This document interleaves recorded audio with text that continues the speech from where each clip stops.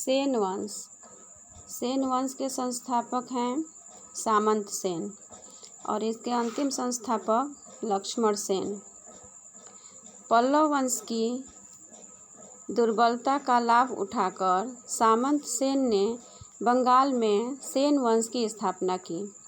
बल्लाल सेन इस वंश का महान शासक था। दान सागर एवं अद्भुत सागर, जो खगोल विज्ञान पर आधारित है, ग्रंथ की रचना की थी।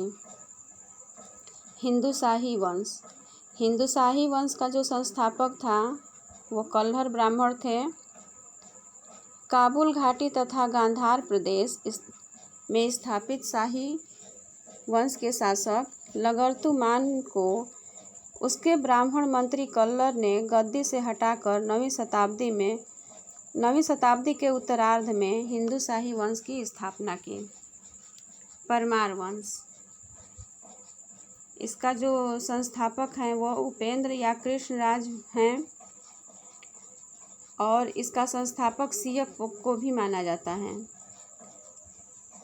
प्रारंभ में परमारों की राजधानी उज्जैन थी, बाद में धारा बनी और इसके अंतिम संस्थापक जो हैं वो यशोवर्मन या सभटवर्मन को माना जाता है। अगला है उत्पल वंश। उत्पल वंश के संस्थापक अवंती वर्मन हैं और इनकी अंतिम शासिका जो हैं राजकुमारी दिद्दा हैं। कारकोट वंश के बाद कश्मीर में उत्पल वंश का शासन स्थापित हुआ। इसकी अंतिम शासिका राजकुमारी दिद्दा थी। दिद्दा की गणना कश्मीर एवं भारतीय इतिहास की प्रसिद्ध महिला शासकों में की जाती है। इनका नाम सिक्कों पर भी मिलता है। लोहार वंश। लोहार वंश के जो संस्थापक थे वो विग्रहराज थे और अंतिम शासक जय सिंह थे। इसने अवंती वर्मन ने अपने मंत्री तुंग को भटिंडा के शाही शासक त्रिलोचन पाल की ओर से महमूद गजनवी से लड़ने के लिए भेजा था। इस वंश का महान शासक हर्ष, जिसे कश्मीर का नीरो भी कहा जाता है, जय सिंह, जो कश्मीर का अंतिम शासक था, इसके शासनकाल में राजतरंगिणी नामक जो ग्रंथ है कल्हड़ ने लिखा था और यह जय सिंह के शासनकाल में ही समाप्त होती है। देखिए इसका जो भाग है वो पूरा हुआ जय सिंह के शासनकाल में, राजतरंगिणी का। सोलंकी शासक। इसके संस्थापक जो थे वो मूलराज सोलंकी थे और अंतिम शासक भीमदेव सेकंड थे। इस वंश के शासकों को अग्निकुंडी राजपूत माना जाता है। इस वंश के शासक जैन धर्म के पोषक थे। अगला है कलचुरी वंश। कलचुरी वंश के जो संस्थापक थे वो कोक्कल प्रथम थे और इस वंश की स्थापना 9वीं शताब्दी में कोक्कल ने बुंदेलखंड के दक्षिणी भाग में की थी। इसकी राजधानी जबलपुर जिले में स्थित त्रिपुरी नामक स्थान पर थी। इस वंश की जानकारी बड़ौदा अभिलेख और उदयपुर अभिलेख से भी प्राप्त होती है और इसके जो अंतिम शासक थे वो विजय सिंह द्वितीय थे। चंदेल वंश। चंदेल वंश के संस्थापक नन्नुक चंदेल थे। 9वीं शताब्दी में नन्नुक चंदेल ने इस वंश की स्थापना की थी।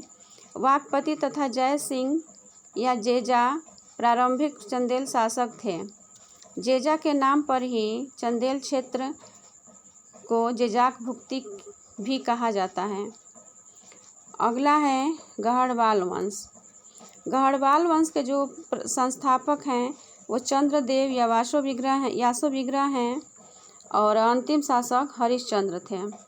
गढ़वालों का मूल निवास स्थान विंध्याचल का पर्वतीय क्षेत्र वन प्रांत था और लगभग 1180 से 1185 के मध्य चंद्रदेव ने गढ़वाल वंश की नींव डाली। कन्नौज में इसकी नींव रखी थी और दिल्ली के तोमरों ने भी उसकी अधीनता को स्वीकार किया था। अगला है चौहान वंश। चौहान वंश का जो संस्थापक है वो वासुदेव थे और अंतिम शासक हरिराज थे। चौहान वंश की अनेक शाखाओं में से 7वीं शताब्दी में वासुदेव द्वारा स्थापित शाकंभरी चौहान राज्य का इतिहास में विशेष स्थान प्राप्त है। इस वंश की प्रारंभिक इतिहास तथा वंशावली का ज्ञान हमें विग्रहराज द्वितीय के हर्ष प्रस्तर अभिलेख तथा सोमेश्वर के समय के बिजौलिया प्रस्तर लेख से प्राप्त होता है। अगला है तोमार वंश। इसके संस्थापक अनंगपाल तोमर थे। ये चंद्रवंशी थे। कुछ इतिहासकार इन्हें पांड्य वंश का भी मानते हैं। पृथ्वीराज रासो, वंश भास्कर, बीकानेर वंशावली के अनुसार इन्हें पांड्य वंश का ही माना गया है। दिल्ली नाम से ढिल्लिका नाम से दिल्ली का जो स्थापना हुआ था वो अनंगपाल तोमर ने किया था।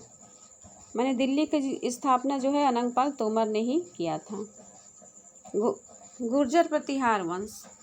गुर्जर प्रतिहार वंश का जो संस्थापक है वो नागभट्ट द्वितीय है और अंतिम शासक जो हैं वो यशपाल या महिपाल हैं। गुर्जर प्रतिहार जो है अग्निकुंड के राजपूतों में सर्वाधिक प्रसिद्ध प्रतिहार वंश था, जो गुर्जरों की शाखा से संबंधित होने के कारण इतिहास में गुर्जर प्रतिहार कहा गया।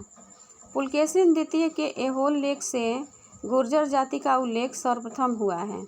इस वंश की स्थापना हरिचंद्र नामक राजा ने की थी, किंतु वंश का वास्तविक संस्थापक और महत्वपूर्ण शासक नागभट्ट प्रथम को ही माना जाता है।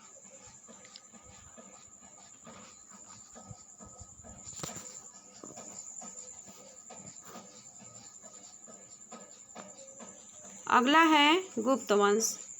गुप्त वंश के संस्थापक श्रीगुप्त हैं और इसके अंतिम संस्थापक विष्णुगुप्त हैं। गुप्त वंश साम्राज्य के शासनकाल को प्राचीन भारतीय इतिहास का स्वर्ण काल भी माना जाता है। गुप्त काल में कला, साहित्य तथा संस्कृति का अत्यधिक विकास हुआ। इसका संस्थापक श्रीगुप्त था, परंतु वास्तविक संस्थापक जो है चंद्रगुप्त को ही माना जाता है। अगला है मैत्रक वंश। मैत्रक वंश के संस्थापक थे भट्टार्क। प्रारंभ में ये गुप्तों के पदाधिकारी थे।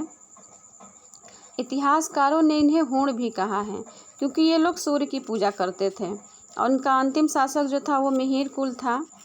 मिहिर कुल बहुत ही प्रतापी राजा था। अगला है हूण वंश। मैत्रक वंश के जो अंतिम शासक थे वो शिलादित्य सप्तम थे। हूण वंश जो है, हूण वंश का जो संस्थापक है वो तोड़माड़ के पिता तिगिन को माना जाता है और इसके अंतिम सम्राट जो है वो मिहिर कुल हैं। मध्य एशिया वर्तमान में चीन के आसपास एक कबीला था। मध्य एशिया में जो है वर्तमान में जो चीन के जो आसपास का एक कबीला था, संसाधनों की कमी की वजह से और इनकी जनसंख्या अधिक होने के कारण हूण जो है वो दो भागों में बट गए। एक वोल्गा नदी की तरफ गया और एक वोल्गा नदी जो यूरोप की सबसे बड़ी नदी मानी जाती है, और दूसरा जो दल है वो वाछद की घाटी की तरफ आया। इनकी कोई जाति नहीं थी। अगर ये बौद्धों के संपर्क में आते थे तो बौद्ध बन जाते थे और हिंदू के जो संपर्क में आए वो हिंदू बन गए। हूण जो घाटी की ओर आई वह शक और कुषाण साम्राज्य पर कब्जा कर लिया और कब्जा करने के लगभग 100 साल बाद भारत में ये आक्रमण किए। अगला है वाकाटक वंश। इसके संस्थापक जो हैं वो विंध्य शक्ति थे और अंतिम शासक पृथ्वीसेन सेकंड थे। 3री शताब्दी ईसा पूर्व से 6ठी शताब्दी ईसा तक दक्षिणापथ में शासन करने वाली समस्त राजवंशों में वाकाटक वंश सर्वाधिक सम्मानित एवं सुसंस्कृत था। इस वंश के विष्णु वृद्धि गोत्र के ब्राह्मण थे। इस वंश के जो शासक थे वो विष्णु वृद्धि गोत्र के ब्राह्मण थे तथा उनका मूल निवास जो था वो बरार था। अजंता गुहा लेख इस वंश के शासकों की राजनीतिक उपलब्धियों का विवरण देती है। अगला है वर्धन वंश। वर्धन वंश के जो संस्थापक थे वो पुष्यभूतिवर्ध थे और अंतिम शासक हर्षवर्धन थे। गुप्तों के बाद इस वंश का उदय हुआ और हर्ष जो थे वो बहुत ही प्रतापी राजा थे।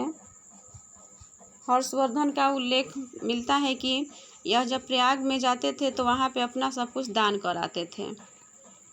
हर पाँच वर्ष के बाद कुंभ का मेला लगता था और उसमें ये जाते थे। 5 वर्ष तक इन्होंने वहाँ पे सभा, हर 5वें वर्ष सभा का भी आयोजन कर रखा था और उसमें ये अपने पूरे कपड़े जितने लेके जाते थे वो सब कुछ दान करके ही आते थे। अगला है उत्तर गुप्त वंश या कृष्णगुप्त वंश। इसके जो संस्थापक है वो कृष्णगुप्त हैं और अंतिम शासक जो हैं वो जीवित गुप्त हैं। अगला है मौखरी वंश। मौखरी वंश के संस्थापक महाराज हरिवर्मा थे और इसके अंतिम शासक जो हैं वो गृहवर्मा थे। इनकी राजधानी कनौज थी। इनका मूल निवास स्थान बिहार में गया जिले में पड़ता है और गुप्त वंश के पतन के बाद ही इस वंश का उदय हुआ था। अगला है चालुक्य वंश। चालुक्य वंश के संस्थापक जो हैं वो जय सिंह चालुक्य हैं। यह बादामी में थे, इसलिए इन्हें बादामी के चालुक्य के नाम से भी जाना जाता है। और इस वंश का जो संस्थापक पुलकेशिन द्वितीय, और इन्होंने बहुत से अश्वमेध यज्ञ किए थे। अगला है राष्ट्रकूट वंश और इसके अंतिम शासक कीर्तिवर्मन थे। अगला है राष्ट्रकूट वंश। राष्ट्रकूट वंश के जो संस्थापक हैं वो दंती दुर्ग और अंतिम कृष्ण तृतीय। इसने 736 ईस्वी में शासन की नींव रखी और मान्यखेत को अपनी राजधानी बनाया और इसने हिरणगढ़ युद्ध भी किया था दंती दुर्ग ने। अगला जो है वो पल्लव वंश है। पल्लव वंश के जो संस्थापक हैं यह बप्पा देव सिंह। प्रारंभ में पल्लव शासकों का उल्लेख अनेक प्राकृतिक तथा सांस्कृतिक अभिलेखों से प्राप्त होता है। श्री विष्णु वैष्णव धर्मानुयायी थे। श्री विष्णु भी इनके संस्थापक माने जाते हैं और उनका दूसरा नाम बप्पा देव था और अंतिम शासक जो हैं वो अपराजित वर्मन हैं। अगला है चोल वंश। चोल वंश के जो शासक संस्थापक थे वो विजयालय को माना जाता है और अंतिम शासक राजेंद्र थर्ड को माना जाता है। इस साम्राज्य का उदय 9वीं शताब्दी में हुआ था। उसने तंजौर या तंजाउर पर अधिकार करके नरकेसरी की उपाधि धारण की थी। करिकाल इस वंश का महान शासक था। अगला है पाल वंश। पाल वंश के जो संस्थापक थे उनका नाम गोपाल था, जो बौद्ध धर्म के अनुयायी थे और पाल कलाकारों को कांसे की मूर्ति बनाने में महारत हासिल थी। इनका शासन क्षेत्र बंगाल तथा पाल वंश का महान शासक महिपाल था और बौद्ध भिक्षु आतिश के नेतृत्व में तिब्बत में एक धर्म प्रचारक मंडल भेजा था और महिपाल को पाल वंश का दूसरा संस्थापक राजा माना जाता है और इनके अंतिम जो शासक थे वो रामपाल थे। तो दोस्तों ये वीडियो आपको कैसी लगी? अगर पसंद आए तो लाइक करिए, शेयर करिए और इस चैनल को सब्सक्राइब कर लीजिए ताकि आने वाली हर वीडियो आप तक पहुँचे। ये ऑल एग्ज़ाम के लिए बहुत ही महत्वपूर्ण है। धन्यवाद।